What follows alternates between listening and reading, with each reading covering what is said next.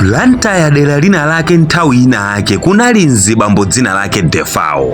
Defao anali ndi mavuto osasimbika, analibe chokudya, khobiri lina lililonse kuphatikizapo analibe wachibale wina aliyense othandizana naye muzochitika. Defao panalibe chabwino chomwe amachiona mmoyowu, kude mavuto, kuti kuchenso ndiye kuti mavutonso. Tsiku lina Defao anakhala mphepete mwa mtsinje kuganiza zoti angozisamusa ku dziko lino, koma ali mkati mozililira yekha anafika gogo wina Jetu. Panali Defao nati, "Ukuliranji mwanawe pamenepa?" Ndipo Defao anati, "Ndilibe china chilichonse chondipangisa kusangalala, koma zondililisa ndi zomwe zandizungulira pena paliponse." Ajetu anagwada namuuza Defao kuti, "Uli ndi misinje yokongola yomwe ikuyenda pafupi nawe, mpweya wabwino omwe tikupuma, uli ndi mitengo yomwe ikukupasa nthuzi, uli ndi dzuwa lomwe likukupasa kuwala tsiku ndi tsiku. Taona mozungulira bwino lomwe, pali zambiri zokongola kusiyana ndi zomwe ukudandaulazi. Nthawi zonse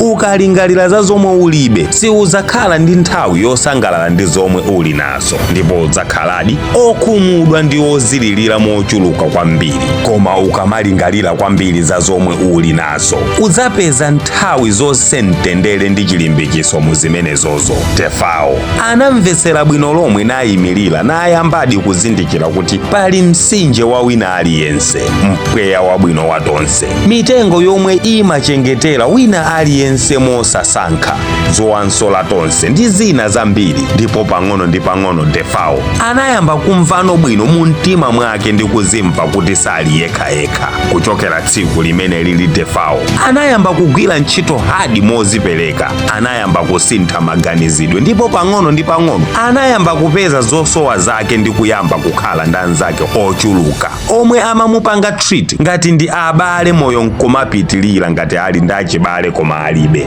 Anzanga mukuonera, moyo wa Defao siunasinthe ndi kwa asing'angayi, koma unasintha chifukwa naye anasintha maganizidwe ake. Nthawi zonse tikaganiza mwa positive timakhala ndi mphamvu zokumana ndi mavuto, tingakhale nawo face to face ndi kukhala ndi masolution m'mavutomo. Timakhala busy kusakasaka masolution kamba kuti mtima uli positive, ndipo tikamaganiza zokhazo zomwe zili zolakwika pa ife timamva kufowoka ndi kuzimva kupanda pake komwe kumatifowola even mayang'anidwe a zinthu zabwino zomwe zatizungulira. Timakhala weak, sitingathenso kulimbana ndi mavuto athu face to face. Yambani kudzuka lero kummawa ndi kunena mu mtima kuti lero ndi tsiku labwino mu zonse, ndipo muzapeza mphamvu zopanga zinthu mokondwa.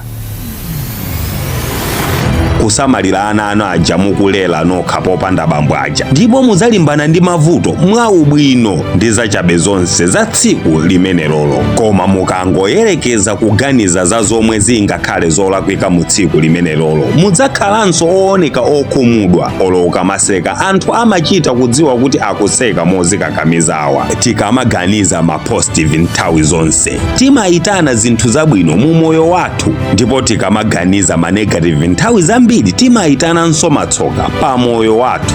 Maganizo athu nthawi zambiri ndi omwe amakhala ndi mphamvu yochuluka pa ife, ndipo maganizo athu tikakhazikisa mu zabwino, ndithu zabwino zimatsata ngati magnet. Koma tikamakhazikisa mu zoyipa, ziwaninso zoyipa zimapanga ubwezi nafe, ndipo timayiwala kupanga focus ku zabwino zonso. Nzoona life siyayize, koma nthawi zonse ndi ma positive attitude timatha kupanga face zovuta zathuzo ndi mtima onse ndi kuwawina mavuto athu mophweka. Ndine Dean Studios. Osayiwala kupanga share nkhani komanso kupanga join WhatsApp group la malonda la online lomwe timatumiza katundu osiyanasiyana tsiku ndi tsiku kwa okonda. Ndisiya link mu comment box.